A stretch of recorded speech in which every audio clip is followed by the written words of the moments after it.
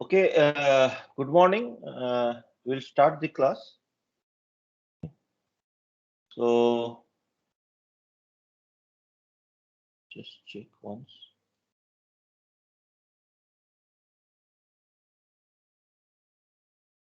Okay, so welcome to this class, which is on computational methods in thermal and fluid engineering. And we have different sets of students in this class. So, some students are BTech dual degree, BTech MTech dual degree students who have completed, who are in their 4th year now. And then we have first year MTech students who have just joined. I think it's the first class for them today.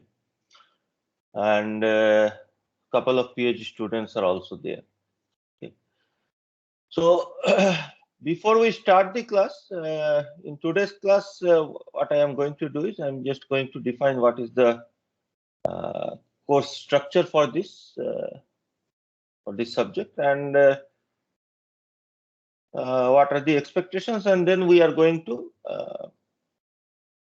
start some of the basics, and from the next class we will go into mathematical part.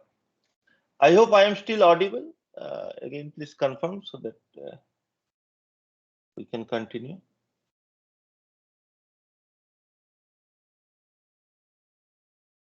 Can somebody confirm? Yes, sir, you are audible. Okay, thank you. So for old students who have already done courses with me, BTech, MTech dual degree students, for them this course is fortunately, or say you can say unfortunately or fortunately, depending on your viewpoint, this course is almost similar to the CFD elective course that you had taken. Okay, the syllabus, if you see in the institute curriculum, the course syllabus is almost similar. Only difference is that this is a 4-credit course instead of a 3-credit course for the elective that you had taken in the previous year.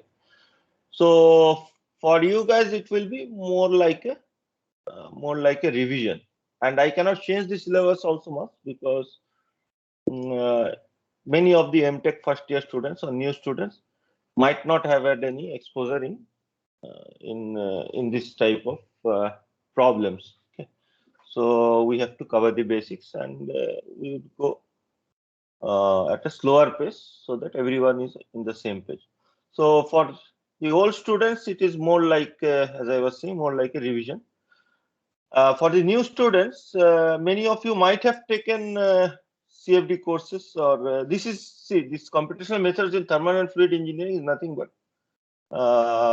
more appropriate name for computational fluid dynamics, or CFD, okay, as I will explain in today's class later on.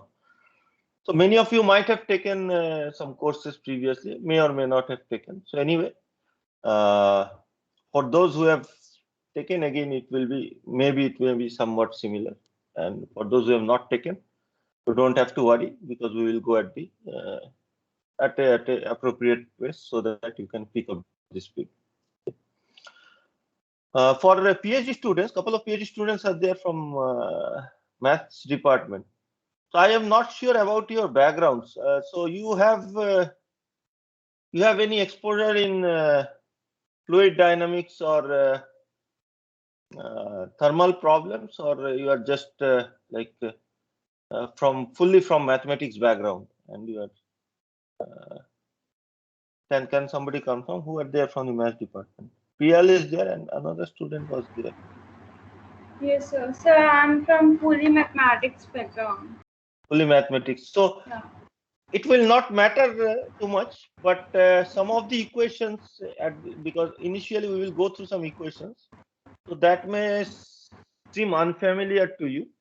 So you have to, if you want to get into more details of those equations, then you have to go through some relevant books regarding fluid mechanics. It is possible to do this course without going into the other depth of those equations, if you know what are the equations, because we will be focusing more on the how to treat those equations. We will not be focusing on how to derive those equations. The equations are already there.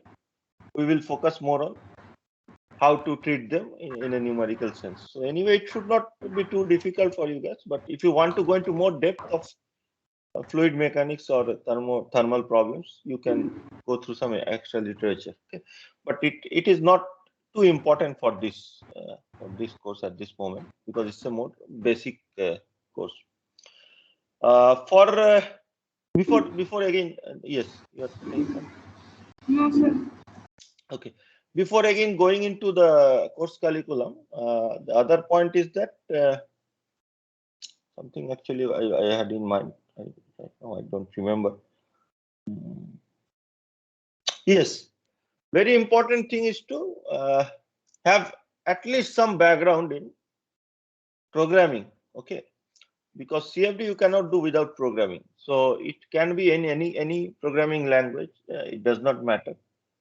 If you are from like either you are here from mechanical department or from maths department, so it will be always helpful to know MATLAB, which is being used widely in industries nowadays, and it will help in your placements. If you know some other languages like C, Fortran, C++, or Python, that also is okay. You need to be able to solve some problems in any of the programming languages. MATLAB is easier and preferable, but other languages have their own advantages. They are faster. Say C is much faster than MATLAB. Okay. So anyway, so if you do not have any programming background, so so the MTech students who are there, so all of you have programming backgrounds, or MTech means first year MTech who have just joined, or are there someone like who does not have any programming background? Can somebody? Who are the MTech students who have joined? Dushyant, Mayank, yes. Good morning, sir. Good morning, Good morning. sir. Good morning. No, sir, I don't have. Okay. Mayank. So anyway, it is so you can learn very easily. There are a lot of online sources, and you will also have a course, I think, going on parallelly with the CFD course, which is known as MSSL 1. Okay. So that course is basically programming course. It depends on the instructor who is teaching what programming language they are going to teach. But ultimately, it does not matter, because it is not about the syntax of the programming language. Programming languages, all of them are somewhat similar. Like they may not be similar in nature, but ultimately, it's more about how you develop the algorithm. Then you can implement it in any programming languages. So you will be learning in that course. Okay, if you do not have any exposure, you can also learn additionally from other sources. Particularly MATLAB, there are very good NPTEL courses. You can go through them, and obviously C is very popular, and you can also solve the problems in Python. I am not familiar with like too much familiar with Python, so for me it is preferable if you submit the assignments in MATLAB or C or Fortran. Okay, I'm very familiar with Fortran and MATLAB, and somewhat familiar with C also.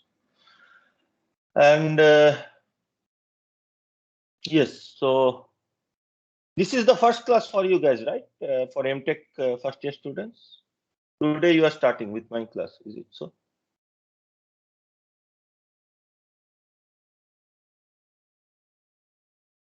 Any question, like any answers for MTech students?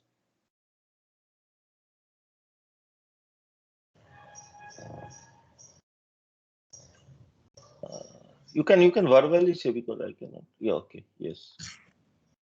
So then you are welcome. So you are going to attend online all the courses, and there may be different teaching methods depending on the instructors. The older students already know because they have been doing online classes for the last 1.5 years. So for the new students, so I follow a method which I have found to be very useful after some trial and error, where I prepare notes and handwritten notes, and then we go through these handwritten notes, and I also send the handwritten notes to all of you, so that you don't have to take any notes during the class. Okay, So you can just focus on the content of the course and try to understand that instead of trying to take notes by looking at your screen. Okay, there may be intermittently I can also show some slides, or I can also draw something on the whiteboard, online like whiteboard, but more or less we will be just going through handwritten notes. And some other faculty who will be teaching your other courses, they may be more comfortable with using slides, or they may be writing directly on whiteboards, or depending on their methodology. So there are different approaches. We will follow this approach, that what I have just said. We will go through handwritten notes, and you don't have to take any notes.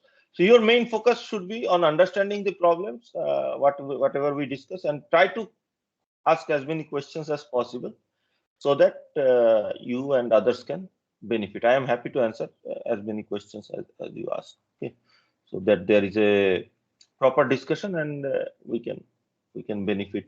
Everyone can benefit from the course. We will also be recording all the classes as per the instruction from the institute, and I will be posting them in uploading them in YouTube and send you the link. And in case you miss any class, or you joined a class late due to some reason, or you could not follow something in the class, you can go through these video lectures at your own pace also. Okay. So let us start. So I will just share my screen.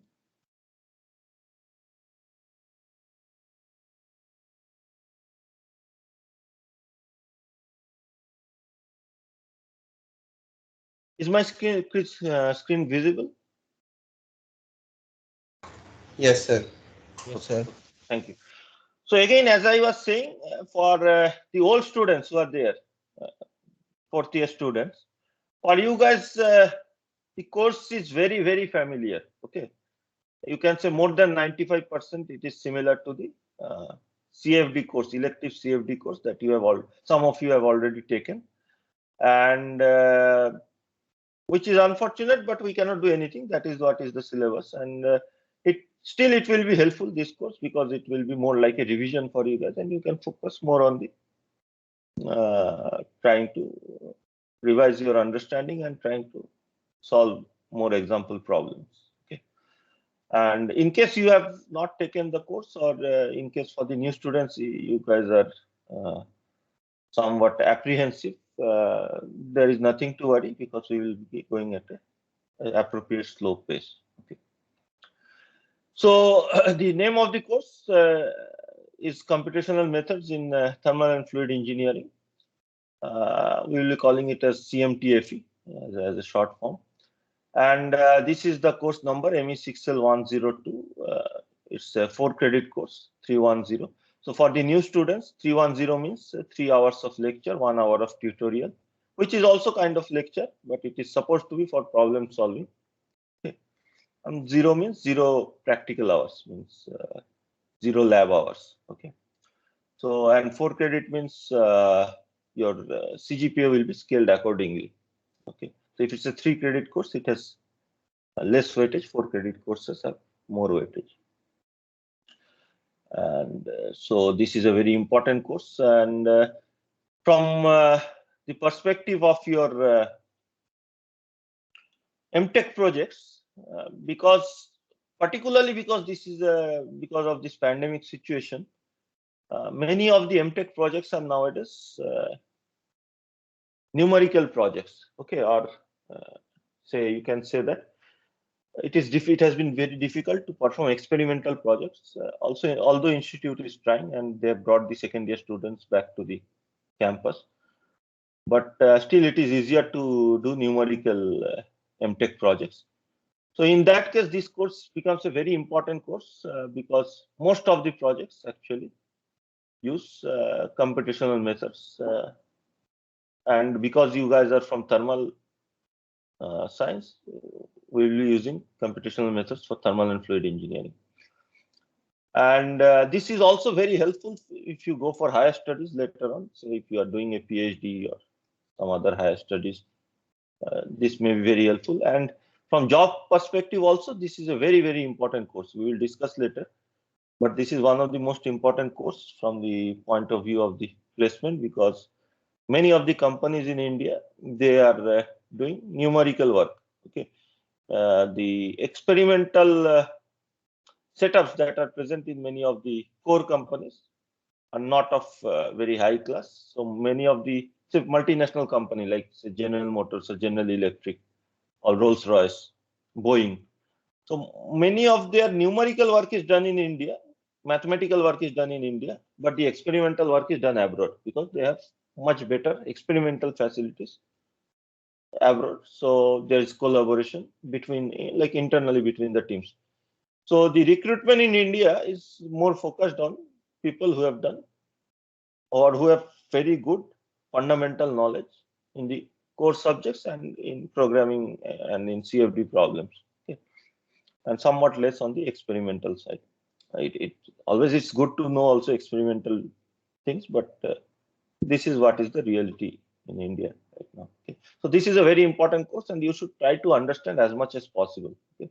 There are other additional sources also for learning this, and I hope the class also will be very helpful.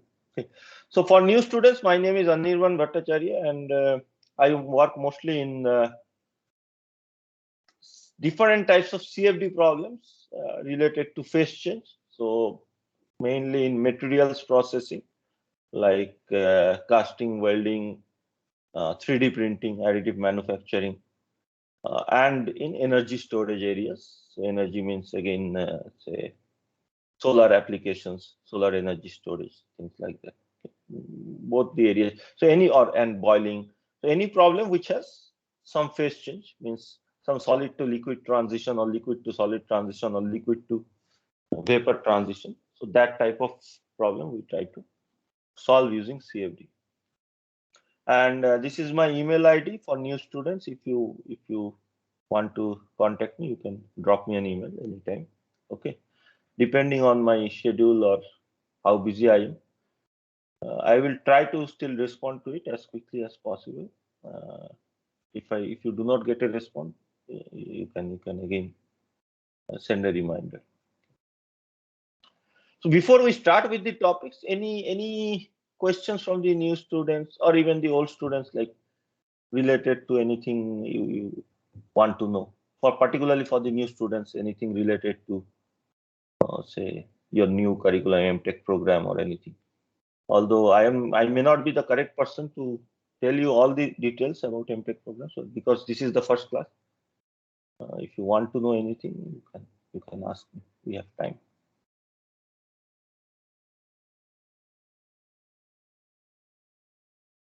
You don't have to, like, students should not hesitate in asking me questions. Okay? I feel good to answer questions. So there is, so feel totally free to ask any questions anytime. So anyway, so let us start with the topics. Okay. So at this point of time, you may or may not understand all the topic names because you may not have had exposure in these areas. But later on, when we go through the course, you will be able to understand, and you can refer back to today's class and to this section to see what is the progress of the course and what you need to learn. Okay. So if you take any problem, so in thermal and fluid engineering, okay. So again, I will just say this, reiterate this computational methods in thermal and fluid engineering. This is just nothing but a CFD or computational fluid dynamics course, and this is a better or more appropriate name instead of computational fluid dynamics, because we solve both thermal and fluid flow problems. We will start with thermal problems and go into fluid flow problems, and they are interconnected, and so it is more appropriate to call them thermal and fluid engineering methods or computational methods in thermal and fluid problem instead of just computational fluid dynamics, although more commonly or colloquially it is known as CFD. Okay, so any problem you take in thermal and fluid engineering, as we will see later, you have to So what do we do? Say we want to study the aerodynamics of an aircraft. Okay, there is we want to see, or we want to design a new aircraft, and we want to see, or we want to make it more, and we want to make it more like as much efficient as possible, so that with least amount of fuel it can fly from one destination to another destination. So in that case, we will be concerned about how much efficiently the wings are working to generate lift. So again, for students who do not have any background, lift is the force that is generated by the wings to overcome the gravity. Okay, you can say the upward force that is generated, and depending on the flow pattern, the lift varies. Okay, the force varies. So now we have different options in designing this aircraft. Okay, we can either do experimental studies. So the main problem with experimental studies will be that it is very costly. And say you want to do an experimental study with aircraft, it is going to be a Herculean task, right? Very difficult task, because aircrafts are very large objects, and you cannot perform unlimited experiments. Okay, so you have to scale them down to a laboratory size prototype and perform experimental studies. Okay. But all the physics may not scale appropriately with the length scale. So if you scale the aircraft size down by say 10 times, the drag or the many of the effects like say vortex shading and other things will be of different nature. So experimental studies are not, so they are difficult to perform, as well as they may not be, it may not be possible to perform them at other length scales. Okay. The other option is to do direct calculations, which is known as analytical solution. So we have to find out what are the equations, or what is the say physics behind any problem, which we find by trying to formulate equations which are known as governing equations, as we will study from the next class. And we try to solve these equations. So there are equations for flow, and there are equations for heat transfer. But the main problem is that for a complex problem, it is not possible to solve many of these equations. Okay. Then the third option is to try to solve these equations using, instead of directly solving these equations, trying to solve them by modifying these equations into some simpler equations, and then try to solve them. And this process is known as numerical method, and this is the core say core philosophy of CFD. Okay, so that's why it becomes imperative for us to try to understand what are the basic governing equations which are there for different types of physical phenomena. And because we are focused in this class on heat transfer and fluid flow problem, our governing equations that we are going to focus on are for heat transfer, flow, and there are other similar type of phenomena. Say there is diffusion of chemical species. So this type of equations we are going to start with. Okay, very briefly, and then we will see again for the old students, they already know all these things. So just bear with me, or try to treat it as a revision.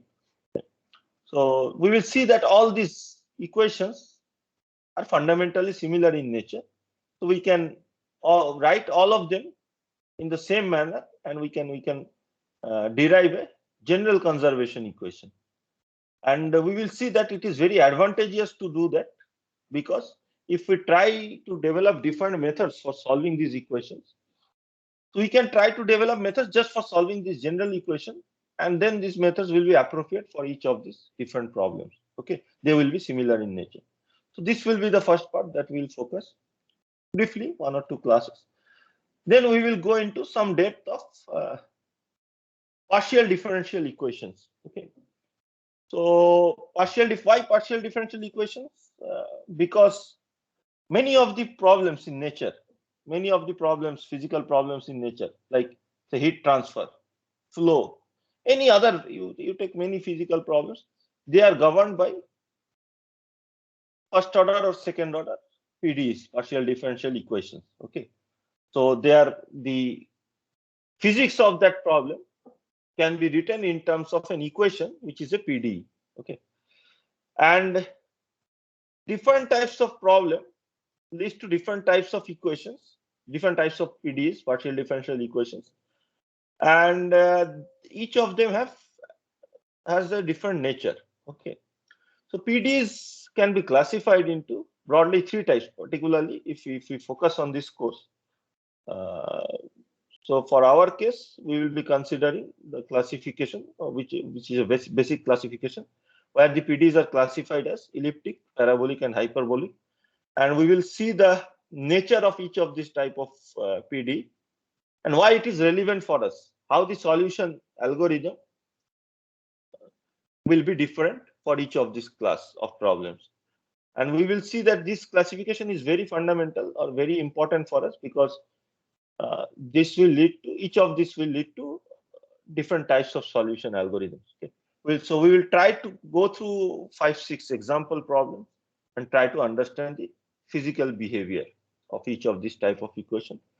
And we will go into some depth of this. So we'll go through a few classes on PDEs, try to understand, particularly from the point of view of this course. Then we will jump into the crux of this course, which starts from something which is known as discretization. Okay, so what is discretization will be clear to you who have not taken any CFD course. Those who have taken CFD course, you are very familiar with discretization. So any of these numerical problems, you will see is the fundamental nature of the problem is to, or while solving the problem, is to divide the domain or the volume that we are trying to solve for into small subdomains or subvolumes. Okay, so that we can solve the equations more easily. Okay. Large number of small points. We divide the volume into large number of small points. So, and for each of the points, we try to solve the equation. So this process is known as discretization, and there are different methods for it.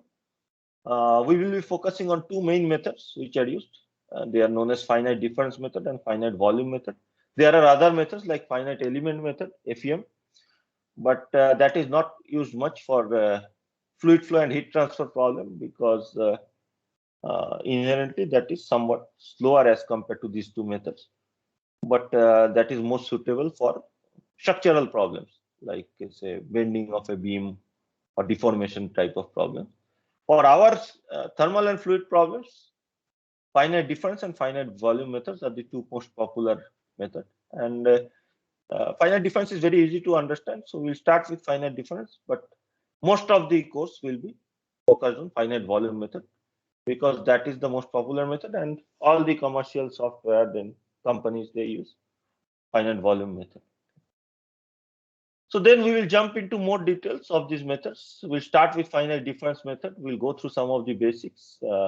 Remember, you don't have to take any notes. Okay, these things are already shared with you before the classes or after the classes. Here for the new students, you have to go to the, so your course is CMTFE 2021-22. You have to go to the file section, and there you will be able to see these class notes. I will be uploading them in this section, so you can go through the, you can download them from here and go through this notes. So you will have all the notes.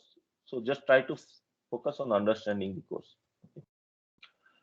And recordings also will be there, video recordings. So there is, like, in case you don't understand something or just skipped or got out of focus, you need not worry. Or your internet connection dropped or something happened like that. So another thing that may happen is that sometimes my internet connection, so internet connection in this institute is also sometimes not so good. So I will not know that. So you have to let me know that the connection has become slow or my voice is not properly audible. Okay. And you have to let me know that verbally, because if you type something in the chat box, I cannot see it at this point when I'm sharing the notes. Okay. And another thing that may happen is that sometimes because of slow internet, there may be some lag in the what I'm doing on screen, like I'm moving my mouse cursor or pointer, right? So my voice may not be in sync with this movement of the mouse cursor. So you will hear something which comes first, but there is a lag in the movement which is shown on screen. So that we cannot do anything. You have to bear with that. So I may be showing that this is the point. So I'm pointing at the second point in finite difference method. But I may be speaking about this, but you may see the mouse pointer after some time. Okay, this is because of lag. So anyway, let us come back to this course. So we will start with what is the basics of finite difference method. We will go through how to say. At this point, again, I don't want to go into too much depth because you will not understand, those of you who have not done it. But we'll try to see how to reformulate the equations into some type of algebraic equation. And as a model problem, we will start with the most basic problem in fluid flow and heat transfer, which is a diffusion problem or a conduction problem. And if we take in 1D, that becomes even simpler. So 1D heat conduction problem, if you go through the books also, it is done that way. So we'll start with that problem and we will try to understand basics of that. Then we'll go to 2D and 3D problems. Then we will go to time-dependent problems, which are known as transient problems. There are different schemes for solving time-dependent problems. And we will go into some of the, say, features or tests of whether the problem solutions are correct or not. And some of these are known as consistency, stability, and convergence. We will understand this later on, okay, what it means. Then any of this discretization method, finite difference or finite volume, the role of these methods is to change the governing equation, which is a partial differential equation, complex partial differential equation. Complex not in the mathematical sense, complex means complicated, okay? Complicated equation to simple algebraic equations.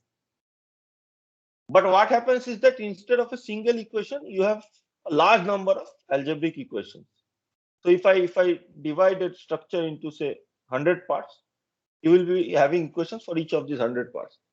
And we need to solve these equations. And there are different methods of solving these equations. We need to understand these methods. So this is known as numerical solution of linear algebraic equations. And there are two types of methods, direct and indirect methods. Direct methods is where you directly solve the equation, and at one go you find the solution. So we will study one of the most widely used method, which is known as tridiagonal matrix algorithm. Then we'll go into some indirect methods, iterative methods, which solve the equations. Indirectly means repeatedly trying to solve the problem and trying to go towards the correct solution in multiple steps. Okay, and we will go through some of the basic methods: Jacobi method, Gauss-Seidel method. Then we will try to see whether, like, there are certain conditions which needs to be satisfied so that we get the correct solution. And then we will try to go through another of the important methods, which is known as line by line TDMA. Again, I will reiterate, for old students, this is very familiar, but everyone has to be on the same level. So we will go again through everything at full depth. So then we have finite volume method. Again, we will go through 1D diffusion problem and some of the features like interface diffusivity treatment, source term linearization, 2D and 3D problems. So after going through the 1D conduction problem, we will go to the next step where flow is also present.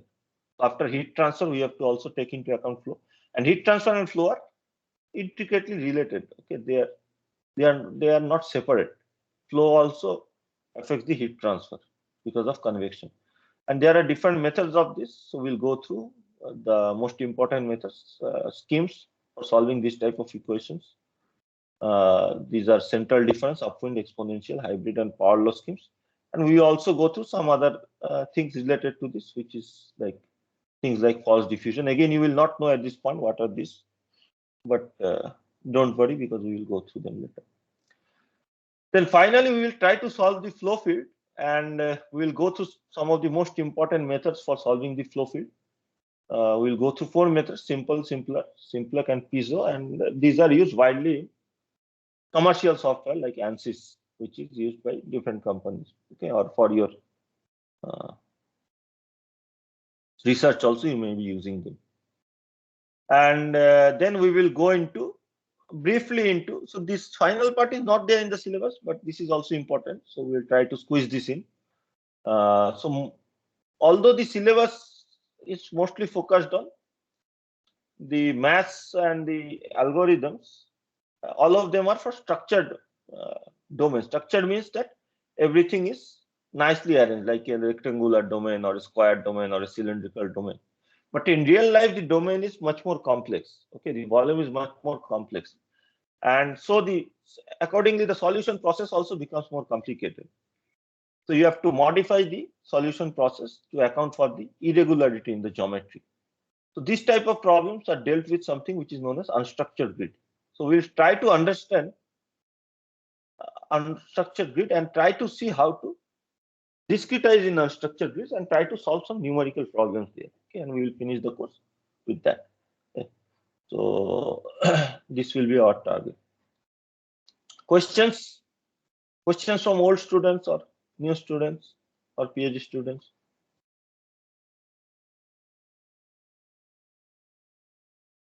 Some students have not joined today. Some more students will also be joining after the spot registration.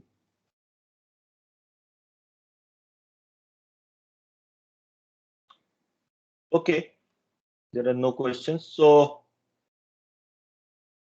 reference material for all students, again, you guys know my method. You have taken multiple courses with me. For the new students, please go through the class notes in detail, because the class notes are the most important part of your course, and I will be supplying them. And in general, they will have everything that is required for the course. Okay. However, it will be very beneficial if you go through the first book, which I have cited here, which is Numerical Heat Transfer and Fluid Flow by Professor Patankar. And this is a very fundamental book, very famous book.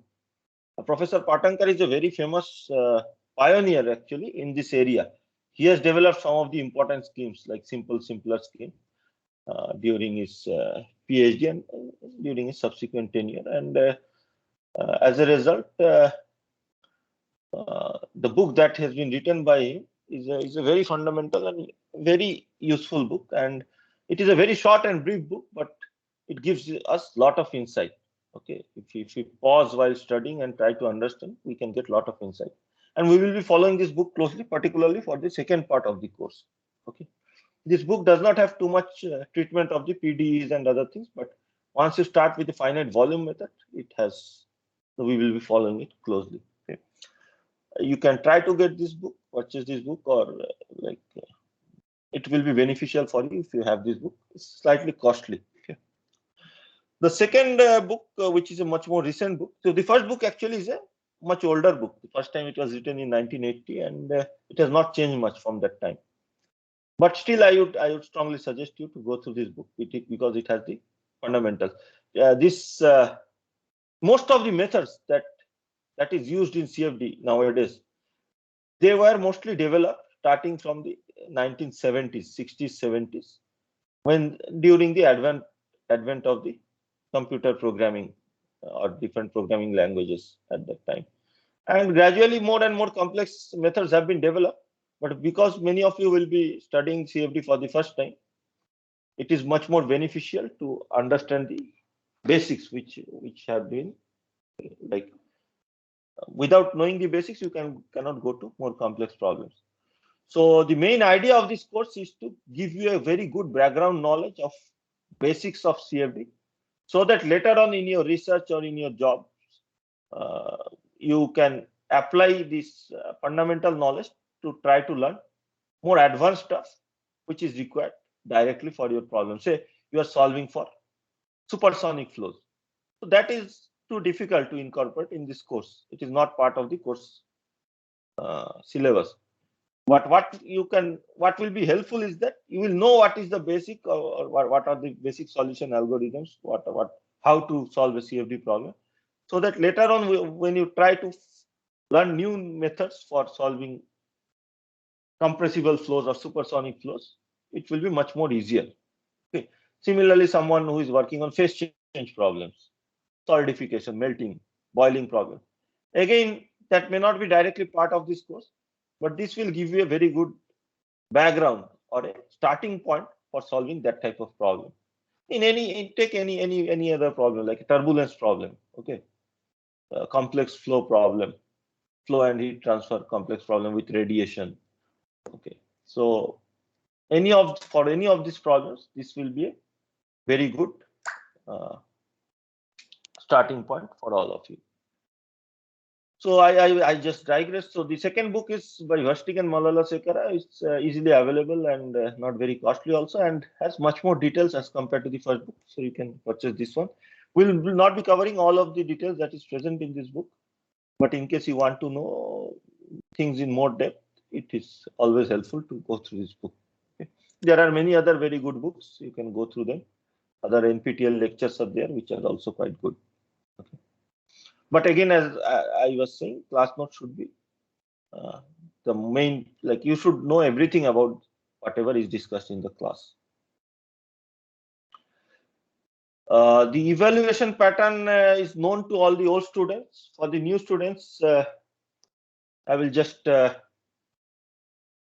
briefly describe how things are done here at IIT Bhubaneswar. And so we have two sets of exams, the mid-semester exam and the end-semester exam.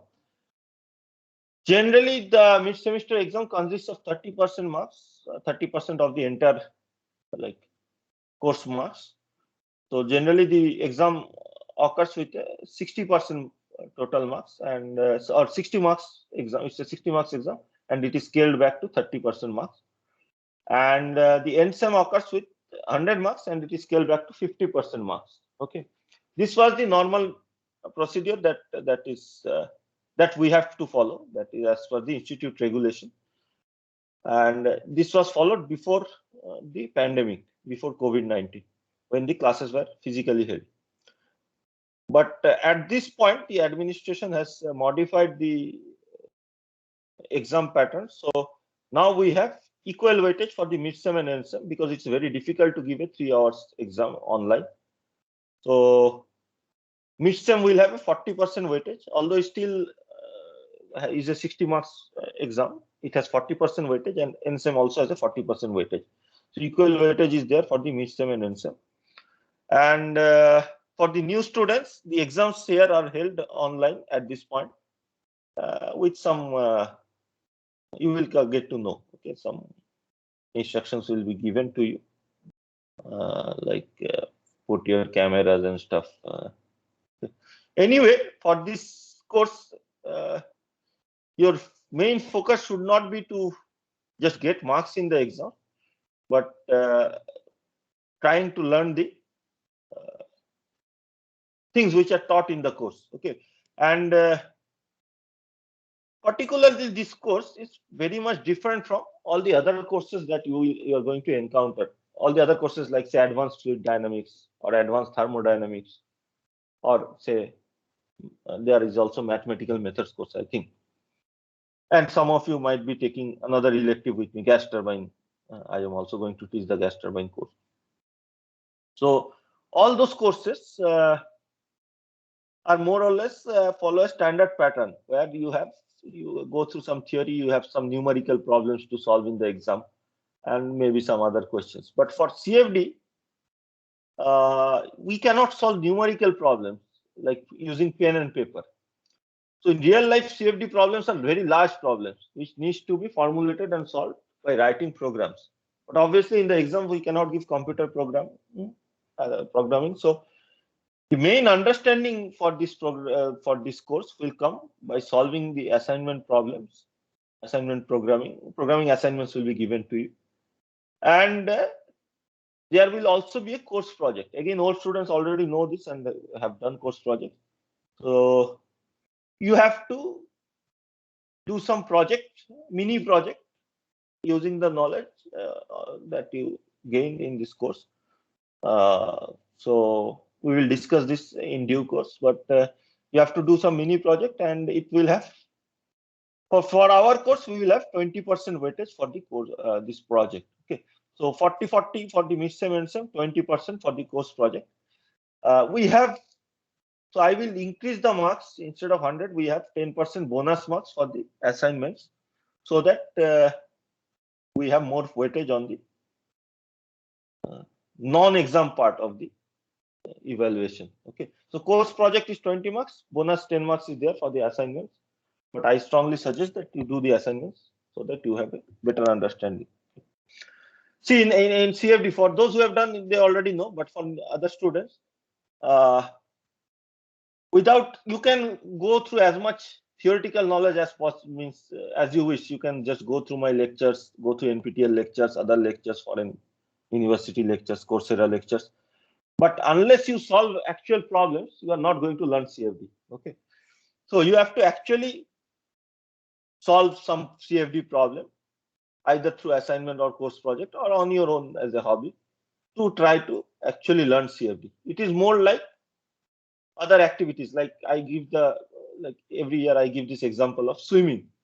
So you can go through as much theory about swimming as you wish, or you can see YouTube videos about swimming, or try to read books about swimming, but doing all this will give you zero knowledge about how to swim.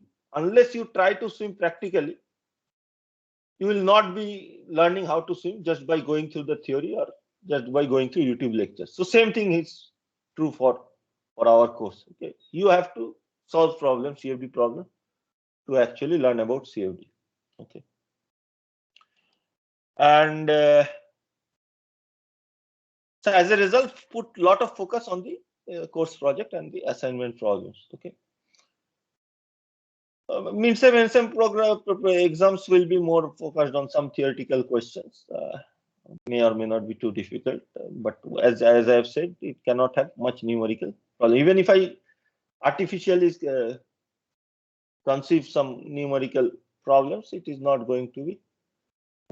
I cannot give a very practical problem because it will take so much time to solve it. You cannot solve it in an exam setting. Any questions? Dual degree students, all students, anything you want to comment on or question?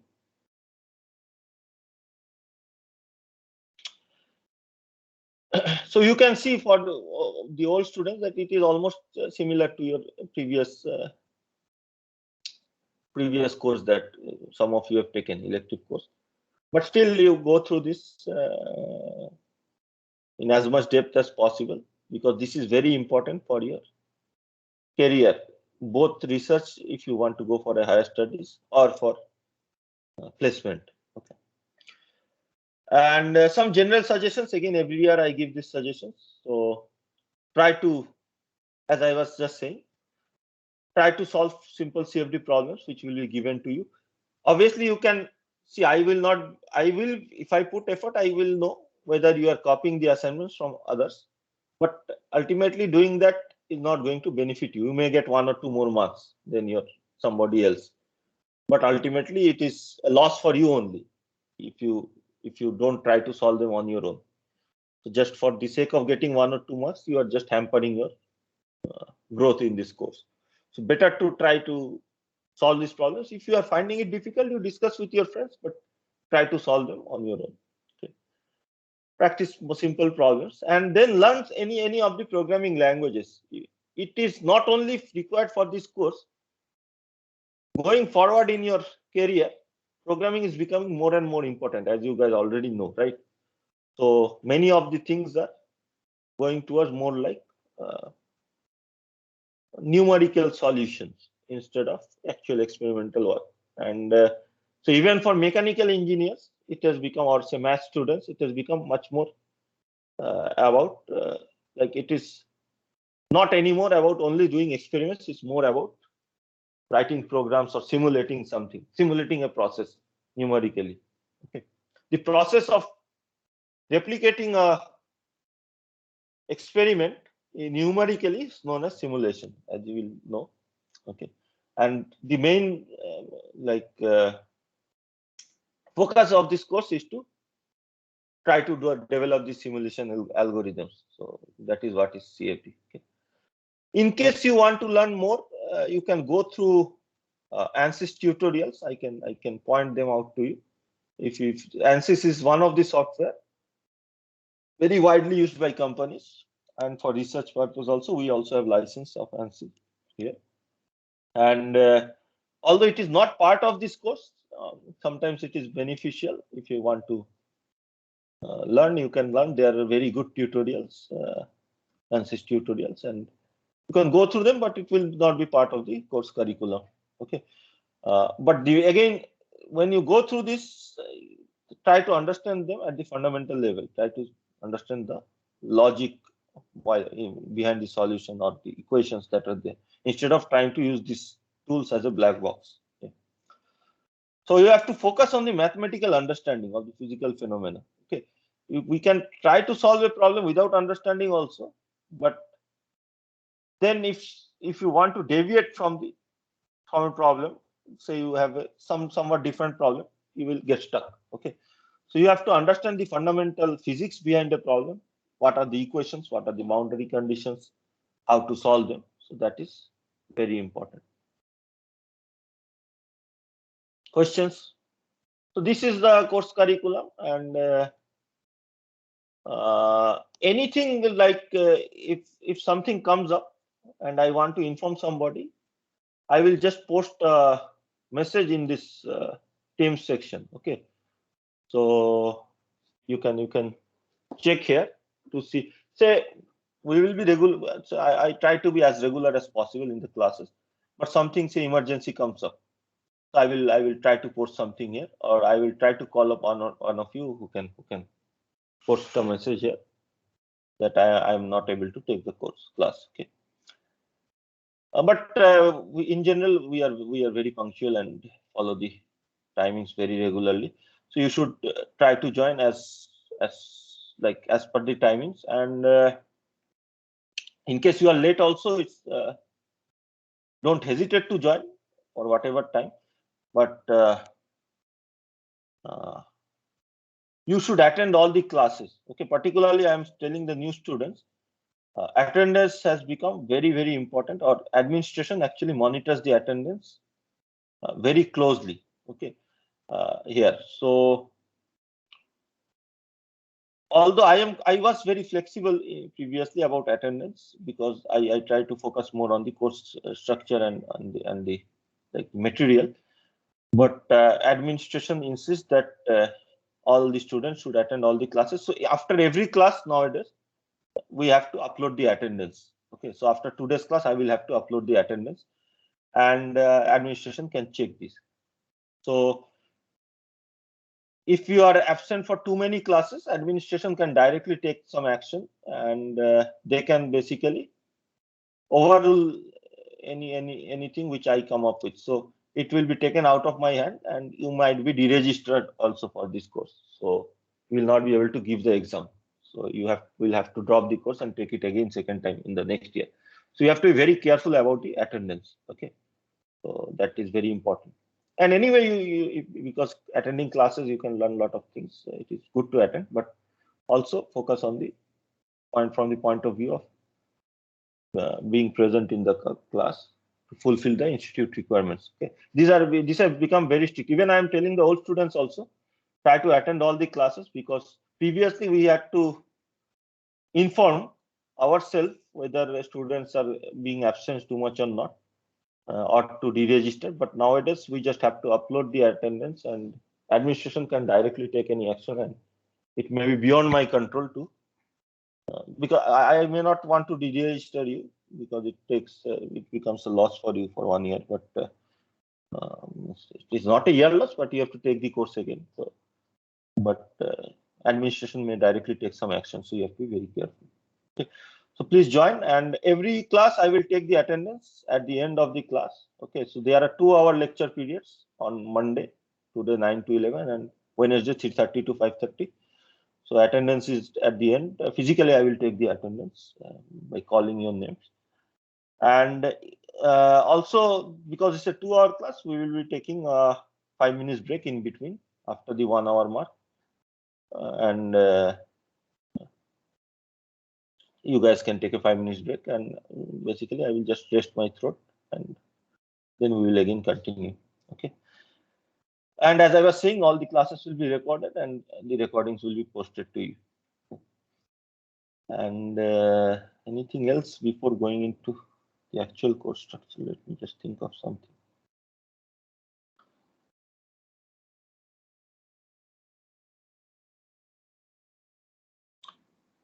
Again, so any questions from the new students, or any comments from the old students, or questions from the old students?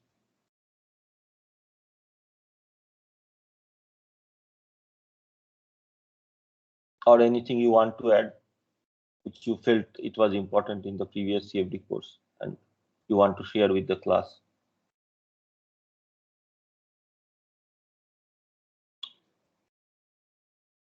No questions.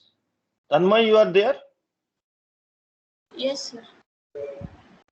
So anything which you feel is important because you have taken the CFD course previously, which I am missing now? Nothing, sir. You have covered everything. Okay. So anyway, so I will take a break of 5 minutes and we will rejoin and we will start the class from today itself. Okay, we'll just try to understand some of the basics, and from the next class we'll go into the mathematical details. Okay. So stay online or you can come back after 5 minutes. Okay.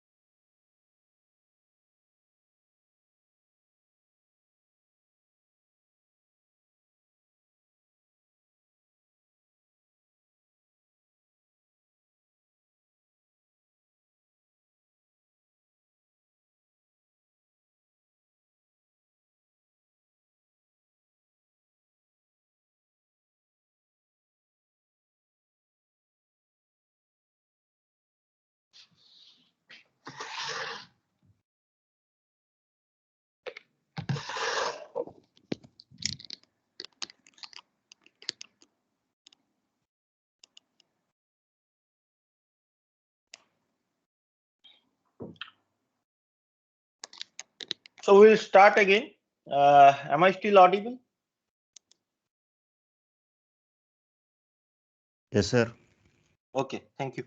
So what we are going to do today is we are going to try to understand the very basics. Means I will just give you a background of what is computational methods in thermal and fluid engineering, or CFD as it is more colloquially known, and why it is required, and where it is required. Okay, and we will see that it has widespread use. Many areas actually nowadays use CFD, and the students who are already working, and many students are already maybe working with me also on some projects, so they also know that it is widely used in many of the areas. Okay. So let us before going into CFD, let us try to understand like how to do any scientific investigation, right? As I was saying previously also in today's class and in the beginning. So you can see the screen, right? You can see my PowerPoint presentation, right? Yes, sir. Okay. So this also will be shared with you. It is already uploaded in the portal. Portal means MS Teams. So for the new students, you can download it from there. Old students should be very familiar with this. Okay. So any scientific investigation, say take any scientific investigation. It may be in thermal and fluid area or any other area also. So there are different ways to approach that. Okay, do the investigation. So the most basic way to try to understand a physical phenomena is to do some experiments, right?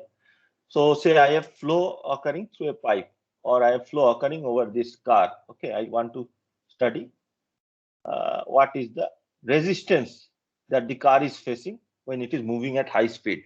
Okay, so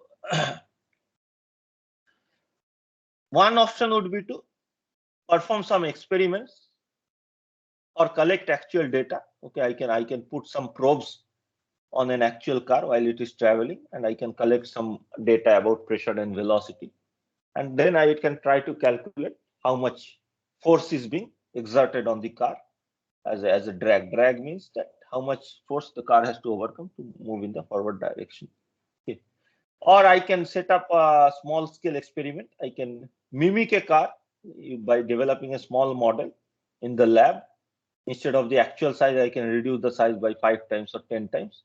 And I can, instead of flow, I can put a fan. Instead of actually the car moving ahead, I can make the car static and mimic the flow by putting a fan.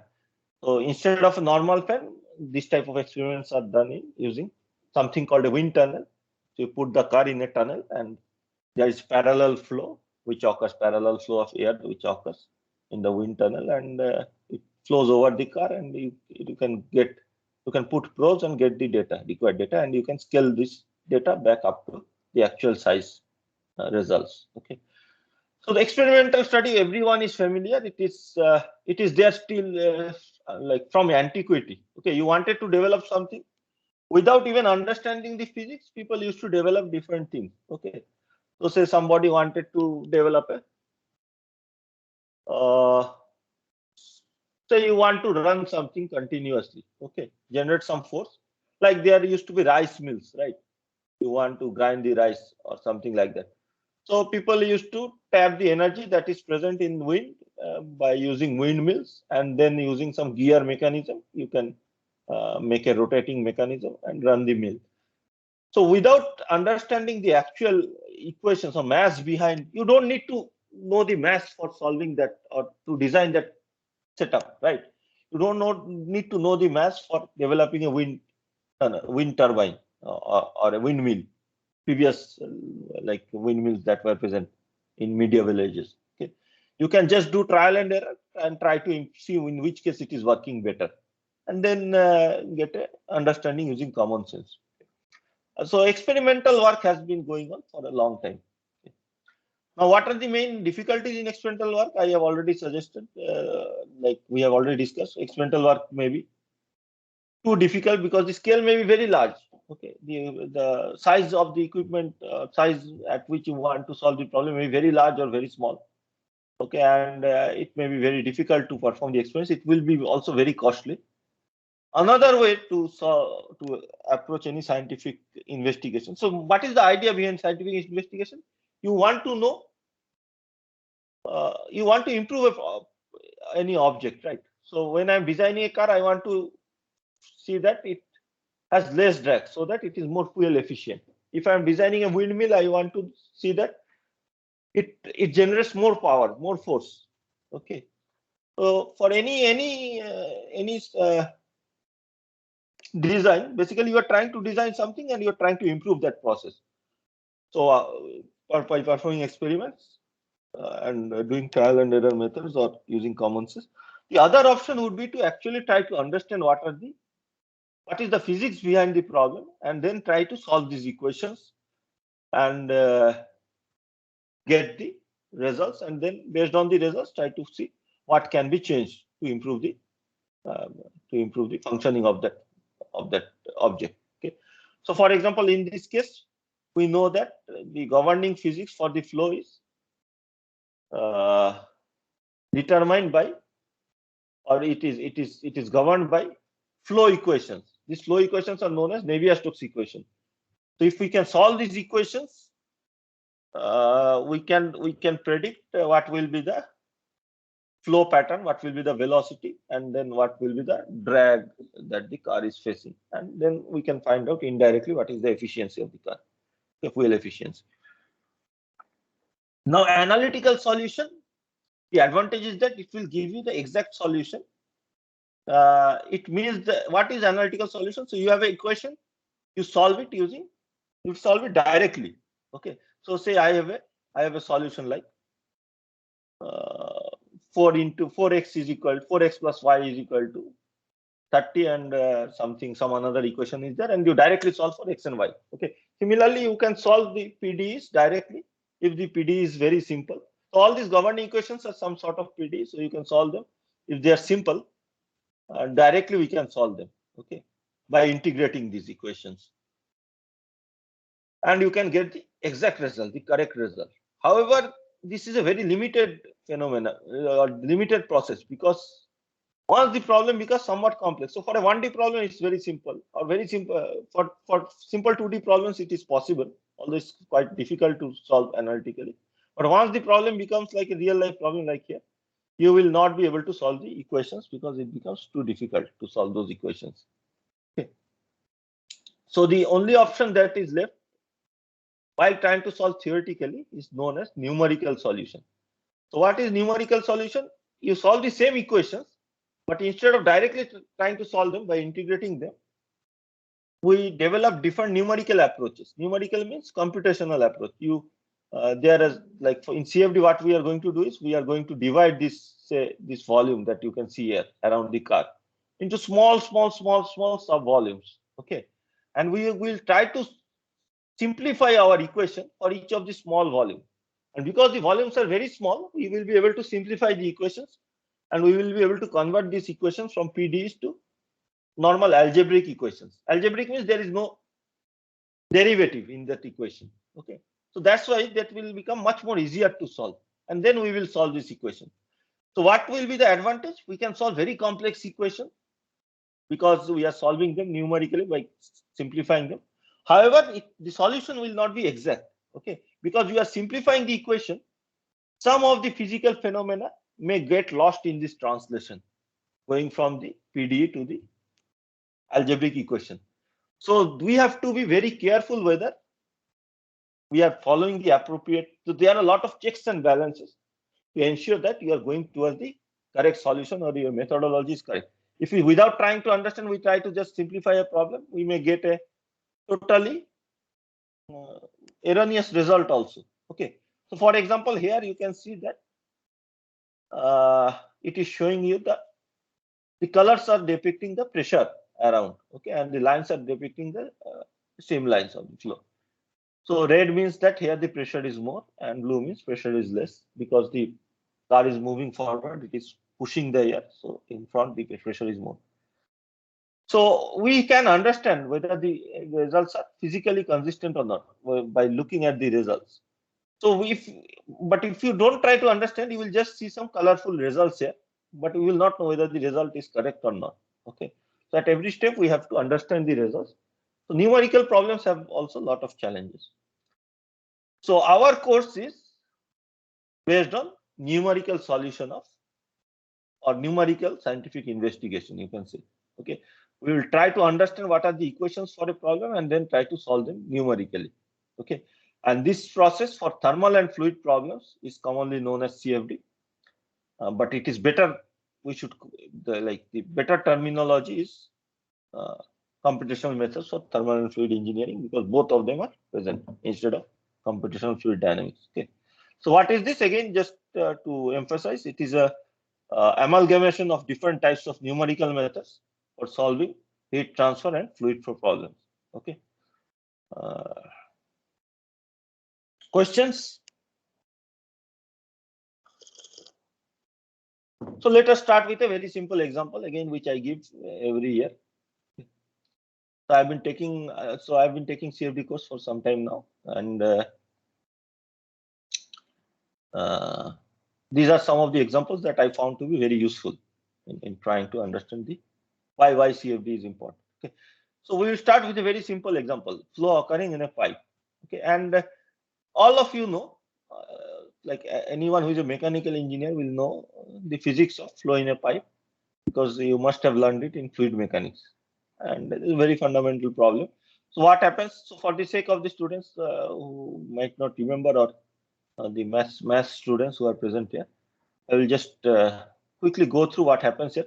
So you have flow, so occurring from through the pipe from one side to the other side, and initially we give some velocity. You can see by the arrows that velocity at each location along the cross section is same, initial velocity.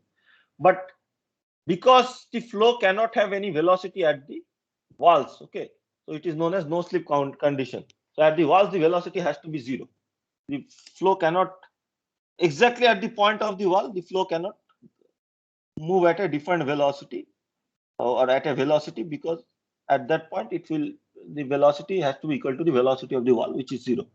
So there the velocity is zero. As a result, the flow pattern changes from this constant velocity, and it gradually changes, and this change occurs over a length of the pipe, and ultimately it becomes like a parabolic profile. Okay, so at the center the velocity is maximum, at the edges it is zero, and this curve that you see is like a parabola.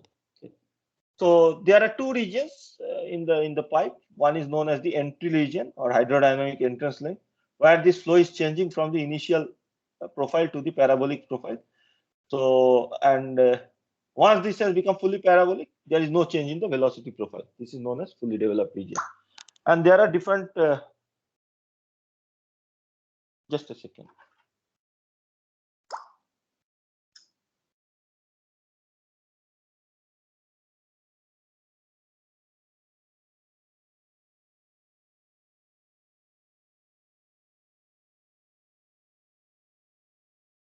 Just 1 second.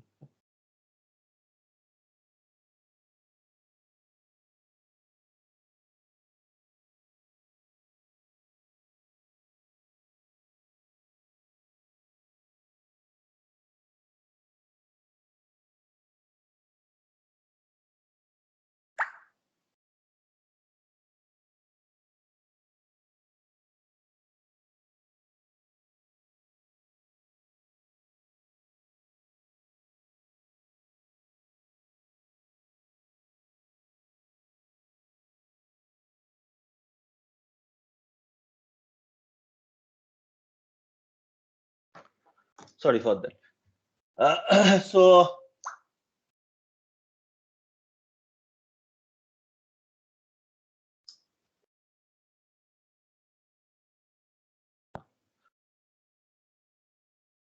we can try to understand the velocity profile and then calculate different parameters by doing an experiment. Okay, what we can do is we can take a tube, we can take a transparent tube or a metallic tube, and we can put some probes inside to measure the velocity. And then we can force the flow by putting a pressure difference from one side to the other side. So flow will occur and you can measure the velocity at different points, and you can then try to find out what is the velocity profile. Okay. So at this point, we know that it's a parabolic profile, but if you did not know, or you don't know the exact nature, exact velocities that is present, I can put probes, say here, at some points along the cross section, and we can find out the velocity at all these points. Okay. So what is the difficulty with this method? Then you cannot put unlimited number of probes. Okay. So as a result,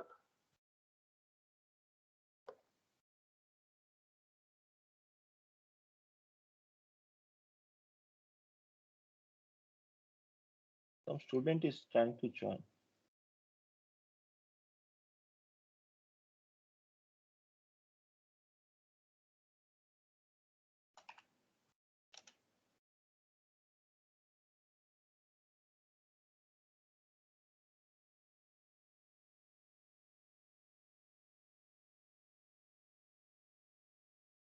Ashraf, you are there, right?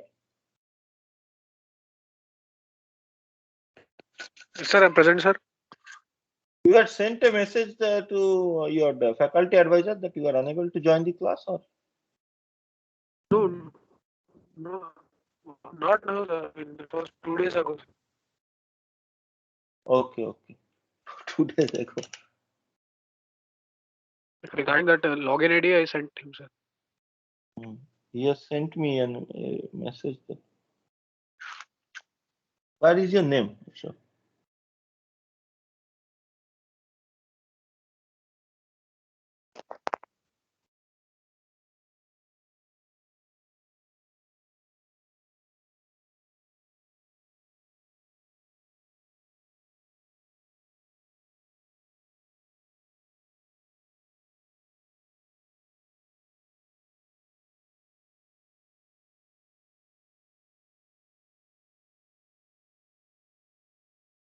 Your roll number is 008, right? 008.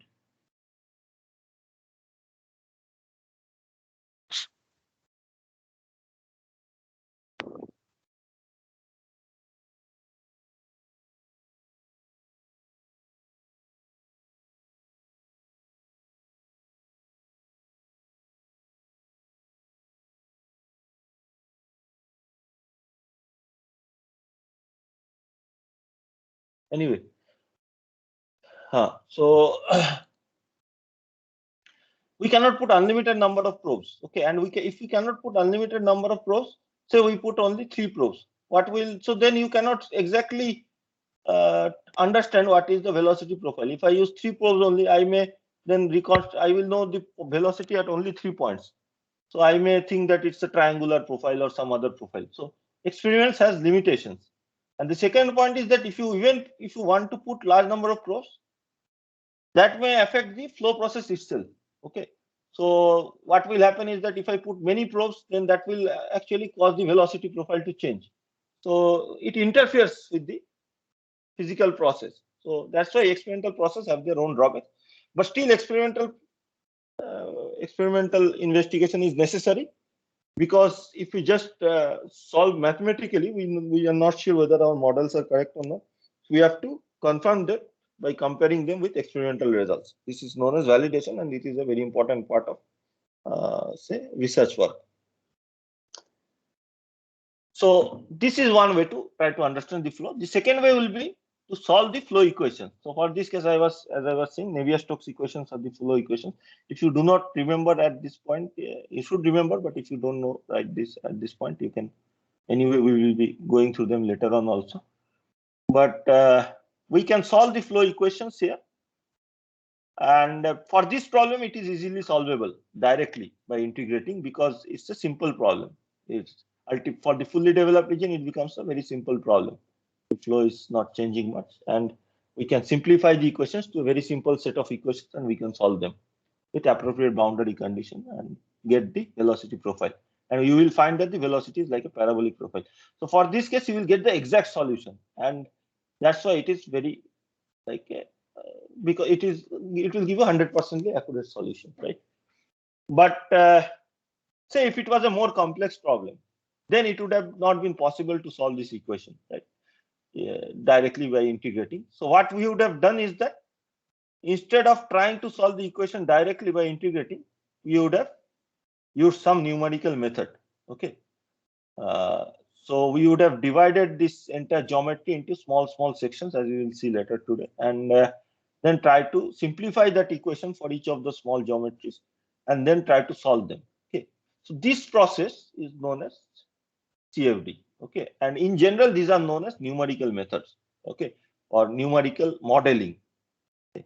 So you are modeling something, you are trying to solve something, you are trying to mimic the process numerically, not experimentally, but computationally. Okay. You want to simulate the process as if actual flow is occurring, but you just want to solve it using your computer. And for that, you are developing some methods, and all these methods put together is what, for fluid and thermal problems, is what constitutes our course. So, and so that is what is basically CFD. So it's a set of numerical methods for solving these equations, which are not solvable or not possible to solve directly by integrating. So why is it required? I have already explained, because in many cases experiments are not possible or too costly, and analytical solutions are impossible. So you have some examples here. So for example, if you guys, some of you might be familiar with Formula One racing. Okay, yesterday there was a race also, if you follow. So in Formula One racing, the cars move. The main aim is to,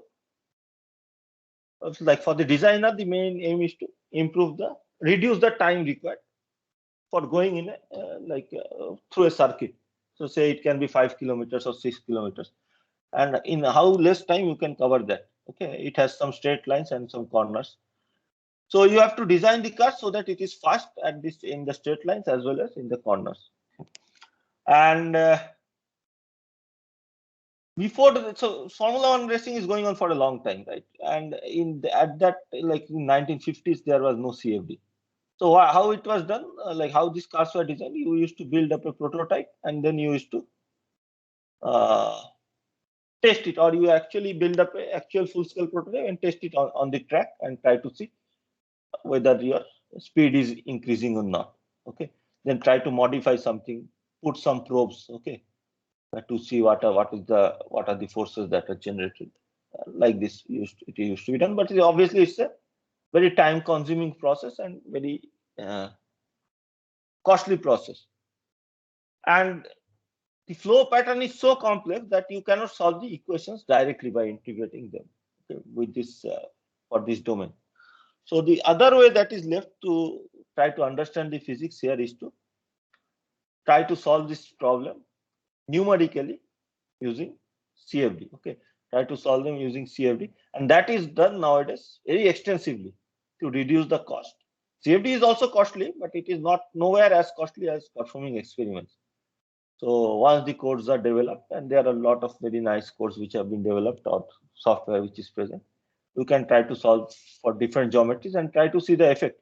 So for particularly for this case of Formula One cars, they try to see two main things. One is to reduce the drag so that there is less resistance to the movement of the car, and they try to increase the downforce. Downforce is like a lift in the downward direction, opposite of lift. Okay, so that the car sticks better to the ground, and if you have more downforce, the car can move at a faster velocity through the corners when it is moving around the corner without skidding, okay, towards the outside. Okay, so if you, those of you who ride motorcycles, you will know that when you corner, there is a chance that if you try to move at a very fast rate around the corner, like you are taking a turn, your bike will skid towards the outside because of centrifugal force. So you can increase that limiting speed. For motorcycles, you can increase it by slanting towards the inside, but also there is a limit there, and that depends on the tire grip, right? And if you exceed the tire grip, your motorcycle will skid. So to increase the grip, you can increase the downforce. Particularly for cars, this is important, like for Formula One cars. You can increase the force that is there downward. So instead of the weight of the car, you can actually increase it by multiple times the weight of the car. So if the car is 600 kgs, instead of that, the downward force may be 1200 kgs. So that the tire sticks better to the ground and you can move at a corner at a higher velocity, okay, which is very advantageous. Similarly, so this is then for sports and for automobile sports, any other car design also, this is very important, high-end car design. Then for military aircraft, obviously the aerodynamics, military and passenger aircraft, aerodynamics is one of the most important things. So again, you cannot do full-scale experiments for aircraft because aircrafts are very large objects. Although some experiments needs to be performed finally, but initially you can zero in on a design by doing lot of CFD solution. Say we come up with 100 designs. Okay, we are trying to develop a totally new aircraft, like Airbus had developed A380, right, few years back. So it's a very large aircraft. So whether the lift is sufficient or not, how much is the fuel efficiency, how will you calculate? So you come up with different designs when you are designing the aircraft. And if you want to perform experiments for all these designs, it is too expensive, right? So then you find out of say 100 designs, what are the 3-4 best designs by solving the problem using CFD. And then for those 3-4 best designs, then you can go for experiments to get a more accurate, realistic solution. What is the best design? So that is how it is done. So CFD can be used in conjunction with experiments also. Okay. So in aerodynamics, this is very much useful where you cannot do experimental results. Many other applications are there. I will show you some examples. For example, cooling of turbine blades. So turbine blades, again, some of you will be taking gas turbine course with me, and there we will study about turbine blades. You will see that even those of you who have done basic thermodynamics and advanced thermodynamics courses will know that the efficiency of a cycle, thermodynamic cycle, depends on the maximum temperature that can be achieved. So maximum temperature is governed by the turbine blade temperature that can be achieved, because turbine blades encounter the maximum temperature in the cycle. So we can improve the cooling. If we can improve the cooling method, we can actually improve the temperature of the turbine blades, means the temperature that the turbine blades can sustain. So we can increase the efficiency of the entire cycle, entire gas turbine or steam turbine. Okay. As a result, cooling becomes important, and this type of problems also can be solved using CFD. There are channels which are there within the blades. Okay. Then there are materials problems which can be, where again experiments may be too costly. Like what is the structure of a blade from material point of view? It is known as microstructure. What is the microstructure? How it is influenced? Because that will influence the strength of the blade. So those also can be tackled using CFD problems because experiments are costly. So the main point here is to emphasize again and again that all three methods are useful: experiments, analytical solution, and CFD.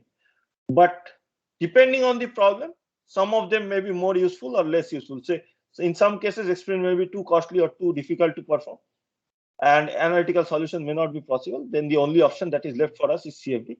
And that's why you will see that most of the companies nowadays, aerospace companies like Rolls-Royce or Boeing, then GE, then automobile companies like Tata Motors or GM. Okay, so all of them put a lot of emphasis on using CFD problems. Okay, or using CFD as a tool in other materials industry like say Tata Steel, any other industry you take. They put a lot of emphasis nowadays on solving problems using CFD to reduce the cost and to get to better and better designs. Questions? That it's very basic things. So we have not actually jumped into the course yet. And to the old students, this may seem like we are going very slowly, but it's been for the benefit of the new students. So why CFD again? To summarize, it may be more cost effective and less time will be required than compared to experiments. So this is not the only reason. there can be other reason also why experiments are. So we have already established that analytical solution may be too difficult if it's a complex problem. If it's a 1D type of problem, it is possible. But if it is a very complex problem like flow over a car, we cannot do analytical solution, right? So our only options are experiments and numerical solution like CFD. So some problems are there where it is not a matter of cost. The structure is so large that it is too difficult to perform multiple experiments. Like say you want to see the hydrodynamics or the drag for an aircraft carrier. Aircraft carrier is a very large ship, right? You know, the length may be 300, 400 meters, or a cruise ship, or a oil tanker, 400 meters long. It's a very large ship. Okay, it takes huge amount of fuel to run that ship. So experiment is not possible at that length scale. It is so costly even to do a single run. Okay, so simulations are much easier at that length scale, right? You can do experiments if you reduce the length by say 50 times, but then many of the parameters may not scale properly if you reduce the size by 50 times. Okay, so it may not, experience at smaller length scale may not capture the proper physics which is present at the larger length scales, because some phenomena changes with the flow velocity. It goes from one regime to the another regime totally. Very familiar or very well-known example is that at smaller velocities you have laminar flow, but once the velocity goes beyond a certain critical limit, the flow becomes turbulent. Laminar, so everybody knows, but for the math students, laminar flow means the flow is very, like it follows a very, what should we say? It occurs in a very well-behaved manner, like you can see how the flow is occurring from one side to the other side in a very structured manner. And turbulent flow means there is lot of complex structures which are developed, lot of turbulence which is present, and this happens at high velocities. Okay, there are formation of vortices and things like that. So this jump occurs with velocity. Okay, and accordingly the entire physics changes and the results also changes. How much drag is present, it will be different if the flow is laminar as compared to a turbulent flow. Okay. So this is one reason why numerical solution may be better. Second reason may be that the problem itself may be too hazardous. You cannot do experiments. See, you want to study explosion, okay, explosives. You want to design a explosive, okay, and in those cases, obviously, experiments are not possible. Okay, controlled experiments may be possible, but if it's a very large explosive, it may not be possible.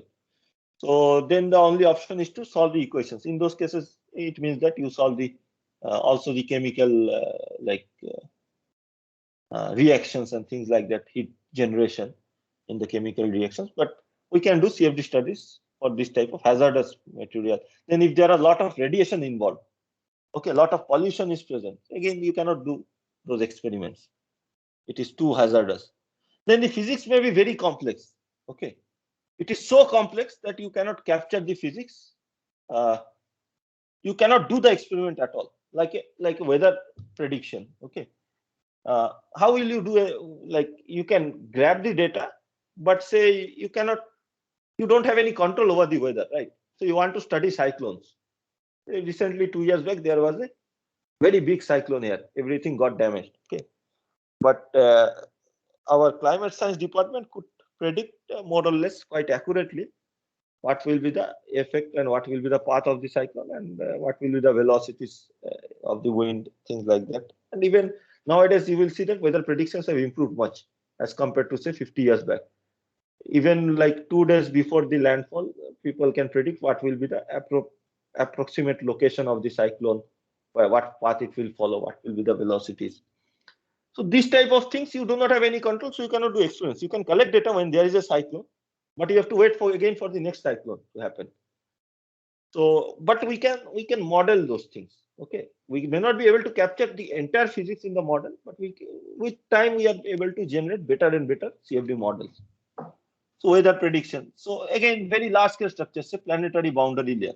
So our Earth is rotating, and the atmosphere, there is atmosphere, like air atmosphere, and there is a large boundary layer for that also. Like there is a flow structure uh, over the surface of the planet.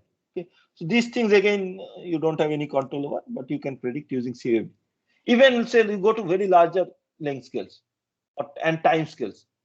So how a star is evolves, how it is born and how it dies, and how what is the life cycle of a star. Obviously, you cannot uh, collect data over those time scales, because the time scales involved are billions of years. But again, we can approximate the process and solve it numerically. Then I have not written here, but another problem may be that the length scales are too small, like nanometer level. It is, you cannot design a probe to actually calculate many of the things. You cannot calculate the force accurately. Nowadays, it is possible still. There are atomic force microscopes and other types of things, but still it may be too difficult because your probe may interfere with the actual process at the nanometer length scale, or say micrometer length scale. Then you have to do numerical experiments. Okay, so in many situations, experiments may not be possible, so you have to do numerical experiments. Means numerically you have to solve the problem. That's why CFD is so important. Okay. So now let us try to understand for new students what is the basics. So I am telling again and again, numerically solving, numerically solving. What is this numerical solution? What do I mean by numerically solving a problem? Okay. What is the basic strategy, okay, of solving? So what we have to do is, let us consider an example. So you have a bottle which you want to fill with some gas. Okay. So you have a nozzle here on top, and we are forcing some gas through the top of the nozzle and it fills up the bottle. It may be that already some gas was there, but we are filling it with more gas.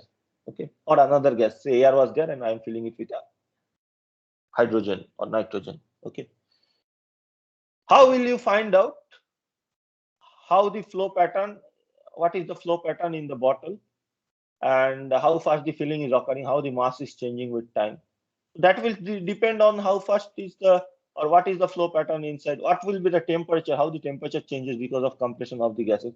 How will you find this? It's a complex problem, so you cannot just solve it analytically, because the flow pattern will be, it will change from one side to the other side. In the middle it will be different, at the nozzle it will be different. You can do some basic calculation. If we assume that it's a 1D nozzle, we may be able to find out what is the flow rate.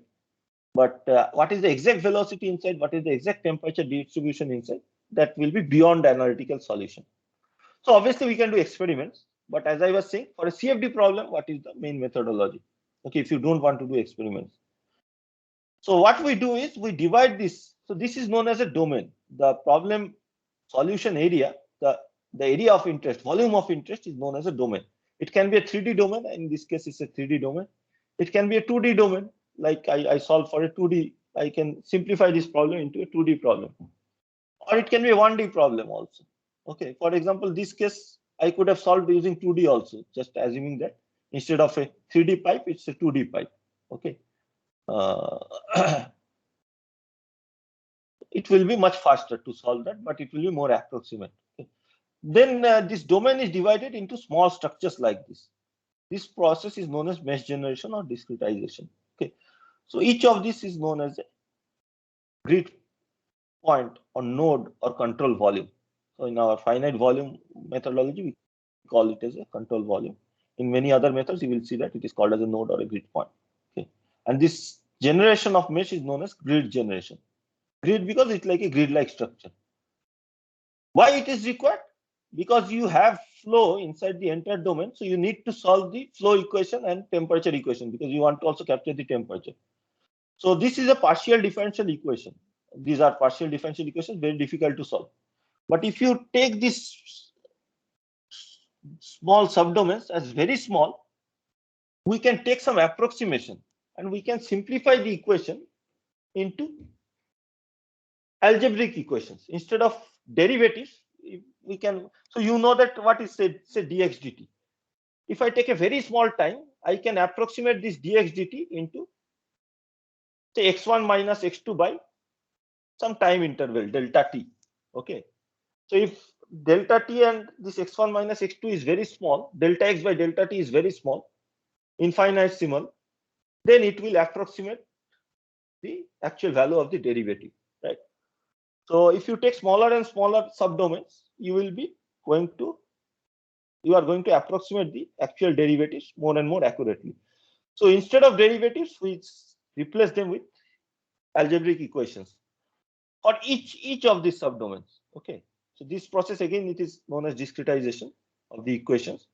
And then for each subdomain, so I may have, say here by looking at it, I can say that there is at least 1000 grid points. Okay, at least 1000 control volume. So you will have, and if you want to solve the flow equation, you will have 3 flow equations for u velocity, v velocity, and w velocity along the 3 directions, and 1 temperature equation, which is known as energy equation. So 4 equations are there. So I have to solve 4 equations, but for each point. So if there are 1000 points, I have to solve 4 equations for 1000 points, so 4000 equations. Okay, but these are algebraic equations, so it is much easier to solve them directly because we don't need to integrate these equations. Okay, and this method, so to directly solve this algebraic equation, so to get this algebraic equation out of this partial differential equation and then to solve them are the main part of a CFD problem. Okay, so basic strategy is then to divide the domain into discrete subsections. Okay, so subdomains. This process is known as mesh generation or grid generation. Convert the governing equations. Governing equations are the equations which govern the physics. For flow, it is flow equations. For temperature, it is energy equation. For reaction, it is chemical species equation. Okay. For turbulence, it may be kinetic energy equation, turbulence kinetic energy equation. Okay. So convert the governing equation into simple equation for each subdomain. Okay. This is known as discretization. Solve this simple equation with additional information from the boundary. Okay. So we need some additional information. What is the velocity at the inlet? What is the velocity what is the temperature at the boundary? What is the velocity? Velocity at the bottle wall is 0. Temperature may be some temperature or it may be adiabatic. All this information is required because although the equations are same for different problems, whether it's a filling of a bottle or flow through a pipe, equations are going to be same, right? But why then the solution is different? It is because the boundary condition is different and the problem domain is different. So you have different velocities, different boundary conditions, different problem domain. So the same equations give us different solution appropriate for that domain or boundary. Okay. Then we have to define the properties. If it is air, it is different. If it is water, different. So then we give the, okay, let us first go through this. Okay. Solve the simple equations with additional information from boundary conditions. This process is known as numerical solution. And if it is a problem which changes with time, say we are filling the bottle. So with time, more and more temperature change and volume change is going to, or mass change is going to occur. Velocities also will change with time. So we have to keep on updating the result with time. So this is known as time dependent problem or transient problem. And finally, when we have the results, we have to extract useful data out of those results. Results will be some data generated. Okay. So to analyze these results, we post-process them. So you know the velocity. After solving, you know the velocity. The equations will give us velocity and temperature at each point. But we may not be only happy with the velocity and temperature. We want to find out the total energy that has been stored in this domain, or we want to find out the drag when the flow is occurring, or any other thing, chemical reaction rate or mixing that is occurring. So we have to post-process these results and get useful data. Like from the velocity profile, we can calculate the shear stress in the flow, right? From the temperature data, we can calculate the heat flux. So things like that has to be calculated. Okay. Or isotherms, we can plot isotherms, streamlines for the flow, isotherms for the temperature solution. Okay. So we have to post-process this. So this is the basic strategy of a CFD problem. Okay. What is the time? We are almost out of time. With this slide, we will stop today's course. So again, just to elaborate, what are the steps? For any physical problem, first we have to look at the problem and we have to try to understand what are the important governing equations or mathematical model. We have to develop a mathematical model for that physical problem. So you may not be interested in knowing the temperature in the bottle. You just want to know about the velocity, right? How the bottle is getting filled up. That does not mean that you need not solve the temperature equation, because the velocity may depend on the temperature, because if it is a compressible flow or if it is air, the temperature will govern what is the density, and if the density changes, obviously the velocity will change. So then you still need to solve the, so you have to identify what are the equations which are important for this problem. Although I may be only interested in knowing the velocity, but still I have to solve for the temperature to more accurately capture the velocity field. So this development or this identifying the equations and the boundary conditions is known as developing the mathematical model of a problem. Any problem, it need not be CFD problem, thermal problem. It can be any. So there is a load which is given to a spring, and the spring extends. Like very basic problem you have done in class 12, but in class 10 I don't remember. So there is a spring which is, and there may be multiple springs, and you put a load and it extends. The spring extends. So we can develop a mathematical model for that. We know that at this point of time, because we have already studied this in physics, we know that the extension of the spring is proportional to the force that is applied. Okay, the spring elongates by a length which is proportional to the force. So F is equal to K into X. Okay. And this is the mathematical model for the spring. Similarly, for flow or energy thermal problems, we can develop mathematical model. Then simplify this problem by appropriate assumption. So it may not be necessary to solve the complex problem. Say flow through a pipe. We can assume that it's a 2D problem, okay, because it's an axisymmetric problem, unless there is rotational movement. We can assume if it is, say, if water is flowing through that pipe, or if the velocity is very small, we can assume that's the incompressible flow. Then our problem becomes much more easier. The equations become much more easier. So many approximations can be taken. So we can simplify the problem. Okay. So when we have simplified the problem, then now we will have to develop the simplified governing equations. And these governing equations, as you are at this point, you are already have become aware after this discussion today. These are, like I am saying, flow equations, temperature equations, but these are basically based on fundamental principles of conservation. Conservation of mass, conservation of momentum, conservation of energy. Okay, so temperature is governed by conservation of energy. Okay, similarly, and conservation of energy is a fundamental property of energy, right? Conservation of energy, first law of thermodynamics gives us conservation of energy. Similarly, conservation of momentum, Newton's law gives you the conservation of momentum. So from this, you develop the like the basic principle is still same, but the governing equation will be much more complex, and these are known as Navier-Stokes equation. It may become much more, even more complex than Navier-Stokes equation for more complex problem, where say non-Newtonian flow is there. Okay, we will not go into those details, but based on principles of conservation. So there are some fundamental principles which are valid in physics, right? That mass is going to be conserved. Mass means we are here ignoring that mass can be converted to energy. Okay, so for our normal engineering applications, this mass conversion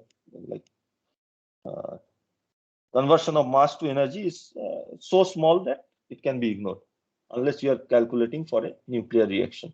Okay, so mass is conserved, momentum is conserved, energy is conserved. Okay, so based on this, we derive the equations. Okay, continuity, momentum, and energy equations.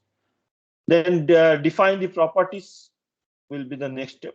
Properties of the fluids, like if you're solving for a thermal problem, what is the conductivity, what is the specific heat?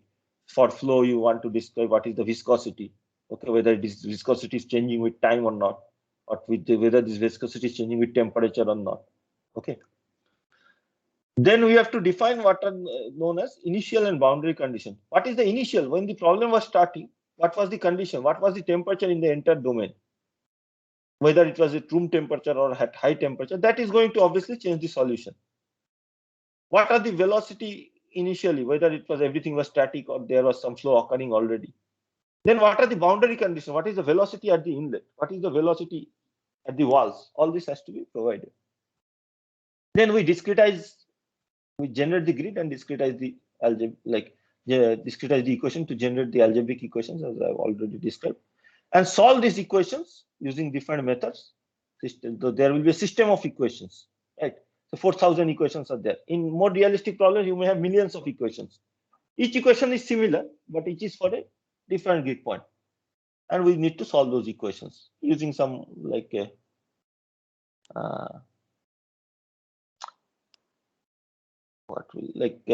you can solve them directly or iteratively, but you can run a loop, and just the loop will run from one point to another point and solve this. Use the same algorithm for solving the equation. Okay, you can write a loop in a program. You can find, and then finally post-process the results to find out different important parameters that we want to know. Okay, so we'll stop here and continue this brief discussion in the next class.